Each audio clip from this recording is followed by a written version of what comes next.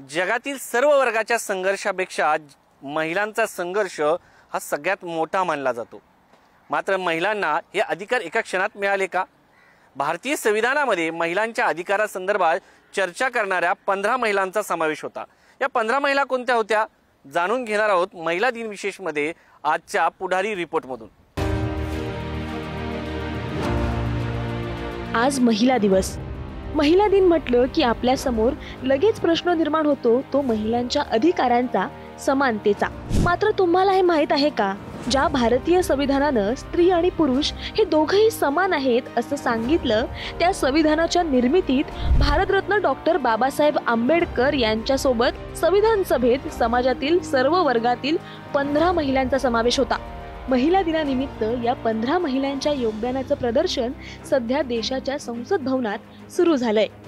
बघा, गेल्या 10 वर्षात जर आपण पाहिलं तर या अशा स्थितीमध्ये खूप फरक पडलाय। आता बेटी बचाओ बेटी पढाओच्या माध्यमातून मुलींना खूप चांगल्या संधी सगळ्या मिळत आहेत।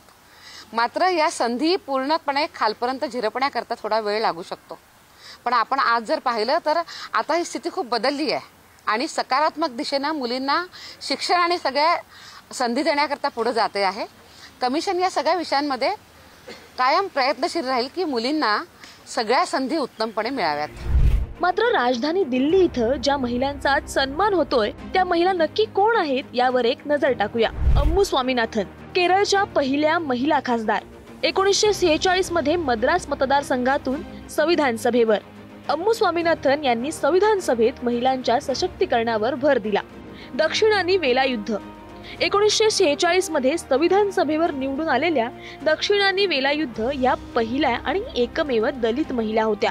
दक्षिण आणि वेला युद्ध यांनी हिंदू कोड बिलचं जोरदार समर्थन केलं, तसंच अस्पृश्यतेविरोधात मोठा लढा उभा केला। बेगम एजाज रसूल, संविधान सभेत मुस्लिम समुदायाचं प्रतिनिधित्व करणाऱ्या बेगम एजाज रसूल या पंजाब मधल्या मलारकोटच्या होत्या। मुस्लिम लीगचं विघटन झाल्यानंतर त्या काँग्रेसमध्ये सहभागी झाल्या। 1969 ते 1971 या काळात त्या समाज कल्याण आणि अल्पसंख्याक मंत्री होत्या। 2000 साली त्यांना सामाजिक कार्यातील योगदानाबद्दल पद्मभूषण पुरस्काराने सन्मानित केलं गेलं। दुर्गाबाई देशमुख, लेखिका दुर्गाबाई देशमुख यांनी वयाच्या अवघ्या 12व्या वर्षी असहकार चळवळीत भाग घेतला। त्याचबरोबर त्यांनी मिठाच्या सत्याग्रहामध्ये देखील सहभाग घेतला। स्त्रियांना संपत्तीत समान हक्क मिळावा आणि राज्यसभेतील सदस्याचं वय हे 35 वरून 30 वर आणावं यासाठी त्या आग्रही होत्या। बुद्धिमत्ता ही वयावर अवलंबून नसते असं त्यांचं मत होतं। हंसा मेहता, लेखिका हंसा मेहता यांनी इंग्लंडमध्ये पत्रकारिता आणि समाजशास्त्राचं शिक्षण घेतलं होतं। घटनेच्या कलम 1 मध्ये एक मोठा बदल त्यांनी घडवून आणला। त्यात एक वाक्य होतं की all men are born free and equal. हे वाक्य बदलून त्यांनी all human being are born free and equal असं वाक्य करून घेतलं। पुरुष सत्ताक पद्धतीला कायदेशीररित्या तडा देणाऱ्या महिला म्हणून त्यांची ओळख होती। कमला चौधरी, ग्रामीण भागातल्या महिलांच्या शिक्षणासाठी ग्राउंडवर काम। संविधान सभेत ग्रामीण भागातल्या महिलांच्या स्थितीवर अभ्यासपूर्ण मुद्दे मांडून चर्चा केली। कल्पना चौधरी यांनी त्यांच्या लिखाणातून आधुनिक राष्ट्र म्हणून भारताचं चित्र उभं केलं। लीला रॉय यांनी 1923 मध्ये आपल्या मित्रांसह शाळांची स्थापना केली। सुभाषचंद्र बोस यांनी स्थापन केलेल्या महिला उपसमितीच्याही त्या सदस्या होत्या। भारत सोडण्यापूर्वी नेताजींनी पक्षाच्या कार्याची संपूर्ण जबाबदारी लीला रॉय यांच्यावर सोपवली होती। अखंड भारताच्या त्या समर्थक होत्या। त्यामुळेच फाळणीचा विरोध करत त्यांनी नंतर संविधान सभेचा राजीनामा दिला। फाळणी होऊ नये यासाठी त्यांच्या परीने त्यांनी लोकांमध्ये जाऊन अनेक प्रयत्न केले होते। मालती चौधरी, बंगालमध्ये येणाऱ्या आणि संविधान सभेच्या सदस्य असलेल्या मालती चौधरी यांनी देखील महिलांच्या समानतेसाठी, न्यायासाठी संविधान सभेत चर्चा केली। वंचित वर्गाच्या हक्कासाठी सर्वांसमोर मागणी केली। पूर्णिमा बॅनर्जी, संविधानाच्या प्रास्ताविकतेची जी सुरुवात आहे आम्ही भारताचे लोक, ही सुरुवात पूर्णिमा बॅनर्जी यांच्या संकल्पनेतून आलेली आहे। निवडणुकांमध्ये महिलांचा सहभाग असावा यावर त्यांचा जोर होता। राजकुमारी अमृत कौर, उत्तर प्रदेश मधल्या कपूरथलाचे महाराज हरनाम सिंग यांची कन्या असलेल्या राजकुमारी अमृत कौर यांनी संविधान सभेत जेव्हा महिलांना न्याय देण्याचा विषय सुरू केला तेव्हा त्यांनी अत्यंत सटीकपणे सर्वांना उत्तर दिलं। महिलांना कोणताही विशेष न्याय नकोय, तर त्यांना राजकीय, सामाजिक आणि आर्थिक समानता हवीये असं त्यांचं मत होतं।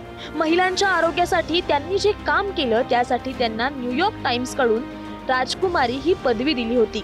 रेणुका रे. संविधान सभेत स्त्रियांच्या लैंगिकतेवर बोलणाऱ्या एकमेव महिला म्हणजे रेणुका रे.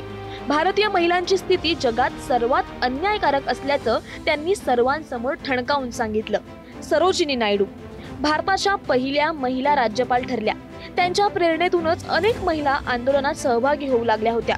महिलांना बाहेर पडून बोलायला, प्रश्न विचारायला त्यांनीच प्रेरणा दिली. विजया लक्ष्मी पंडित भारताचे पहिले पंतप्रधान जवाहरलाल नेहरू यांची बहीण विजया लक्ष्मी पंडित.